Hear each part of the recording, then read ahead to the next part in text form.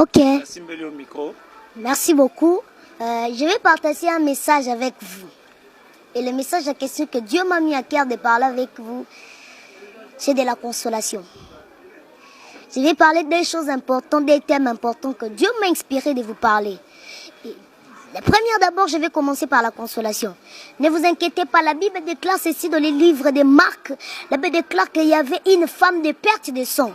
Alors là, c'est un espoir qu'il y aura encore. Alors là, c'est un espoir que ce sang peut s'arrêter encore. Je peux avoir encore une consolation. Je peux avoir encore une guérison. C'est ça la femme de perte de sang. Lisez la Bible bien, vous allez voir la femme de perte de sang. Il allait contacter les docteurs. Mais rien n'est changé. Lorsqu'il a contacté Jésus, il a vu une consolation nouvelle. C'est par là que j'aimerais vous dire ceci. N'ayez pas peur. Croyez toujours en Dieu. Priez, gênez, marchez dans la crainte de Dieu comme il faut.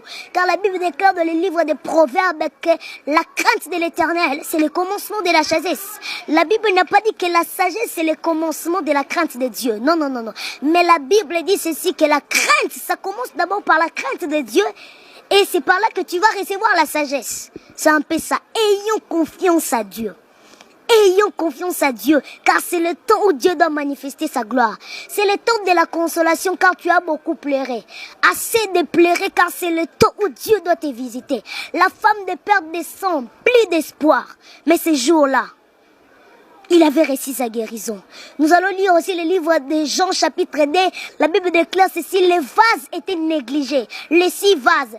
Pourquoi je suis en train de dire que les 6 vases en question nous représentent? Je rentre dans le livre de Genèse. La Bible déclare ceci, le 6e jour, Dieu créa l'homme. Les 6 vases étaient dehors. Il ne croyait plus qu'il y aura des espoirs que je peux entrer encore dans la fête.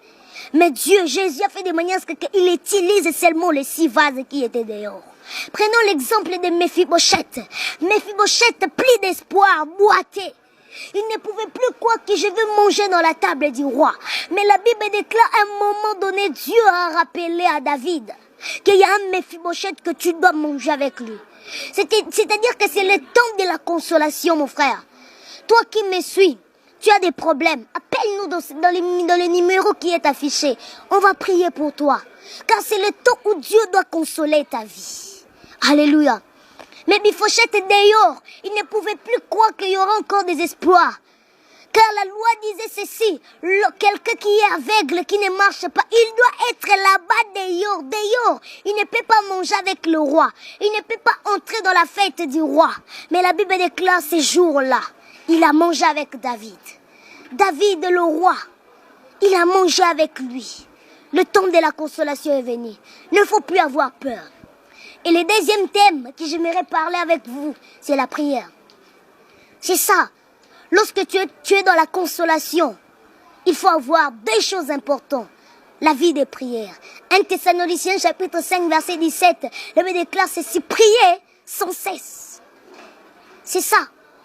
Et la Bible nous présente encore quelque chose que nous pouvons marcher avec eux, c'est la foi. La foi est une ferme assurance de choses qu'on espère, mais une démonstration d'une chose qu'on ne voit même pas. La foi est un petit mot, mais ça peut faire sortir beaucoup de choses. Lorsque tu es dans la consolation, 2 choses importantes, la vie des prières et la foi. C'est ça, les 2 choses importantes. C'est ça, les 2 choses importantes. Dès Samuel 24-25 nous dit ceci. Pour être aussi dans la consolation, pour marcher très bien dans la consolation, il faut avoir la vie des sacrifices. Je ne te demande pas de venir me donner ta dîme. Si tu as un pasteur là et tu vois le fruit de l'esprit en lui, et si tu ne vois pas à ton pasteur les œuvres de la chair qui sont manifestées dans les livres de Galates 5, mais si tu vois le fruit de l'esprit, donne-lui ta dîme. La vie des sacrifices, aider les gens, les armes spirituelles, c'est ça. Lorsque tu es dans la consolation, lorsque tu marches avec Dieu, 4 choses importantes. La vie des prières, la foi